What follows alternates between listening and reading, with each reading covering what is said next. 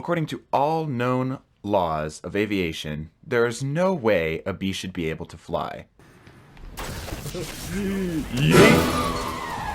Its wings are too small. Oh, get wrecked! I killed him with his own explosion! To get its fat little body off the ground. Let's try to get bees fast. Not too heavy. The bee, of course, flies anyway. Because bees don't give a fuck what other people think.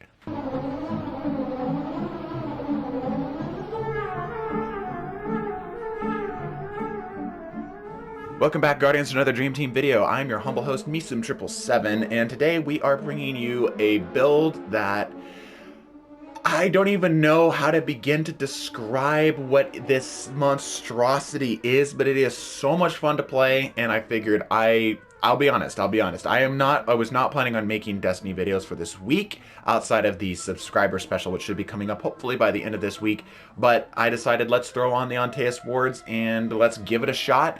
This build is so much fun, and it is so effective, and it feels so broken that it's insane. Like, I'm at a loss for words for how good and how fun this build is. And the thing is we're not even using like the really meta stuff right now. We are using just stuff that is just perfectly synergized for what we're trying to do, and it works brilliantly. This is the Bumblebee.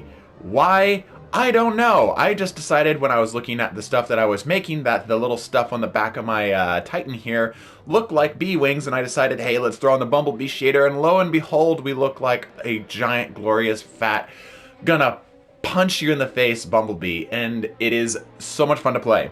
So let's talk about this here. So the basis of this video is that we're going to break up this video into two parts. The first part of the video is going to be about the build itself, the weapons, the armor, the mods, etc. The second half of the video is going to be discussing tactics and some best ways to use this build. Before I get too far into this here, I do want to ask you guys a question. You can skip ahead like a minute here if you're not interested, but here's what I want to ask. Destiny as a whole, as we know, is a little bit on a downwards trend right now, so I want to ask, do you want to see other videos, other types of games being played?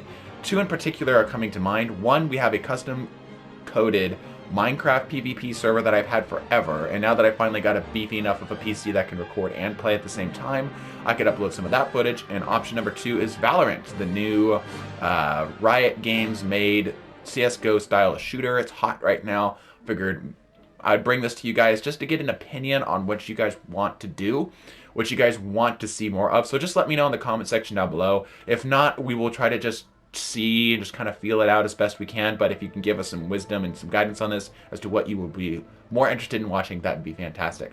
All right, let's talk about the build. Let's talk about the weapons. Let's talk about the armor, because we're using some weird stuff right now. Starting with our primary weapon, our Hawthorne's Field Forged Shotgun. This particular role is a Grave Robber 1-2 punch. Now, you can already see that there's a certain flavor of build that we are going for here, and that is, of course, melee. We are a melee-focused build, and in fact, this particular shotgun was used in the last Titan Tech video. If you haven't seen it, it'll be linked in the upper right hand corner of the screen right about now. So yes, we are building entirely around melee, as this is clearly demonstrating here. Hawthorne's is an okay shotgun. I was a little bit concerned picking up the shotgun because I typically don't like the lightweight frames. The bonus to the handling and to the movement speed is nice, but typically speaking, you just want something to be dead right away as soon as you pull the trigger. I've been running with good bone structure. If you've been watching the videos for a while, I've been running with good bone structure on my Warlock for a really long time,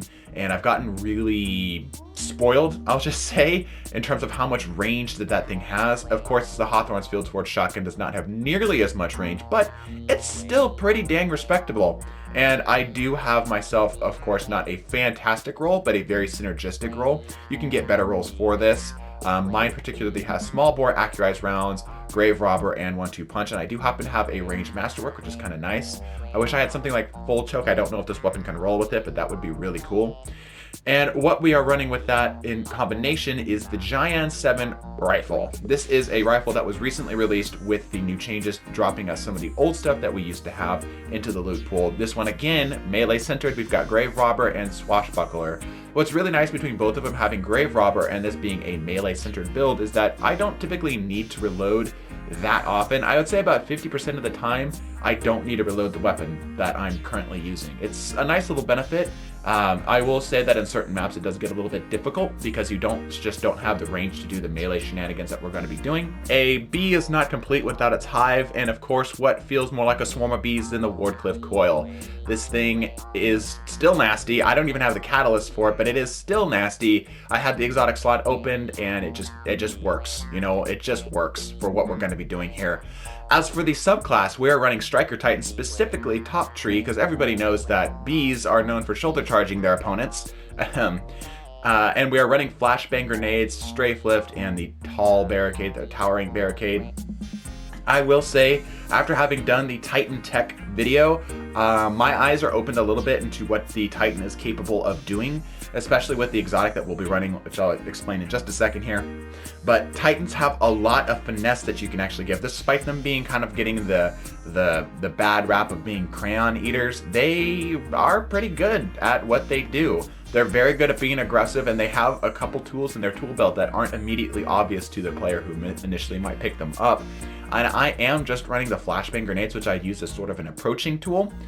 You can run Pulse Grenades, you can run Lightning Grenades, whatever you feel more comfortable with. I could see an argument. All of these grenades are honestly fantastic. I personally really like the Flashbang Grenades. I love the tools that they can provide to you as a player to be able to breach into an area, which is what this build is all about. This is a very aggressive build.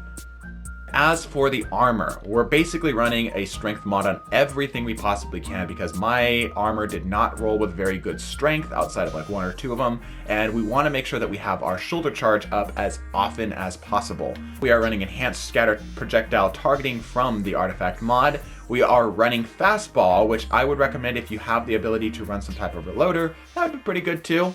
Fastball in particular, I always like on most of my builds because it gives you the ability to reach out and touch things that you normally shouldn't be able to do so, especially on a build like this where range is not that supplied. The ability to throw a grenade out there into around a corner and tag somebody up, even if it doesn't kill them, it just gives them that blinding effect, can be pretty darn helpful. I am running an unflinching pulse rifle aim, and our big boy here, the thing that honestly ties this whole build together that makes this absolutely insane. If you are not using these things right now as a aggressive Titan player, you are missing out big time. Get rid of the one-eyed mask. This thing, the Antaeus wards, are absolutely broken. And I am not saying that in terms of like oh, they're pretty good. No, I mean that they legitimately might be the best exotic in the game right now. That's hard for me to say because I love Astrocyte Verse and I love the Stompies, but Antaeus wards are absolutely insane. They give you essentially free invincibility whilst you're in a slide. Now, grant you, that invincibility only lasts for about a half a second, and I will say that there are times where the Antaeus wards will reflect it and just kill yourself, but even in those times you're probably dead anyway, and it doesn't really change anything.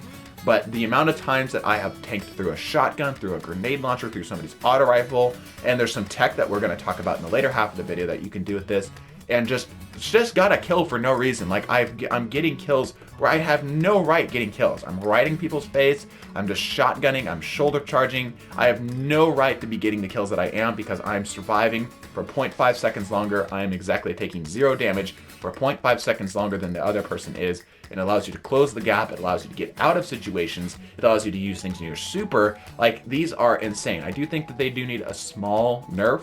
Antaeus wards, absolutely a must-have. And lastly, on our mark, we're running double hands-on with a strength mod. Again, we're building around the melees. I do happen to get my super pretty darn often if I'm doing a good job of being aggressive, being that ape in somebody's face, screaming as I'm coming in with my bright yellow armor. Let's talk about some tactics. So, as we've already discussed, this is an aggressive build. This is a build that wants you to get right in somebody's face and close the gap as often and as hard as you can.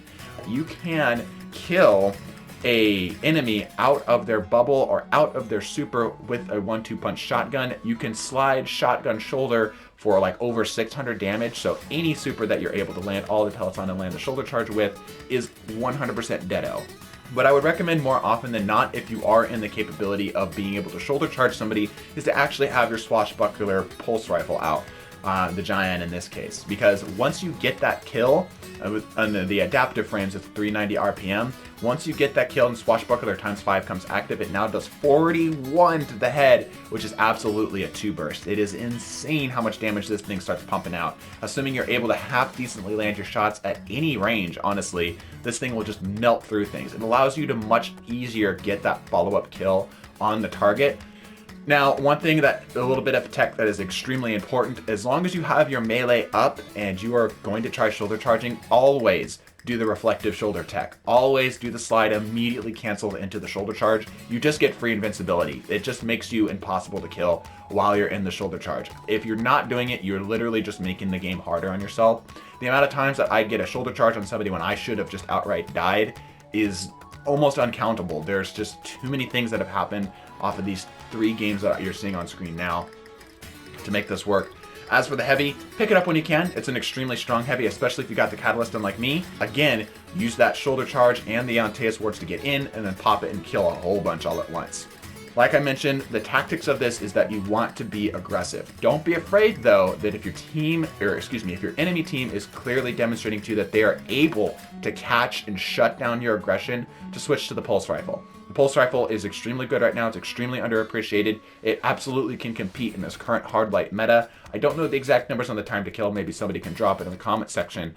But the 390 pulses right now still feel fantastic, especially if you get swashbuckler procced, is insane.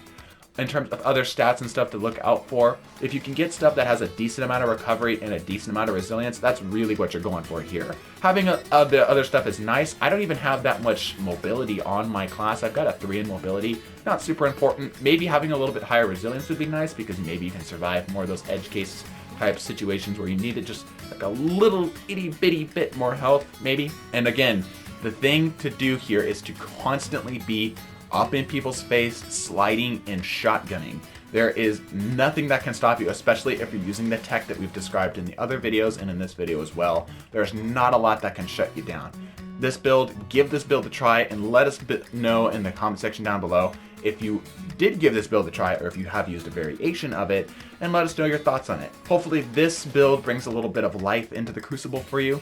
Hopefully you guys enjoyed this video. A like would be huge and a subscription would be amazing as well. We are a super small channel and we cannot grow without your help. We will not reach past where we are without your help. So anything that you can give would really, it means the world to us. Have a good rest of your day. Don't get sick. God bless and deuces.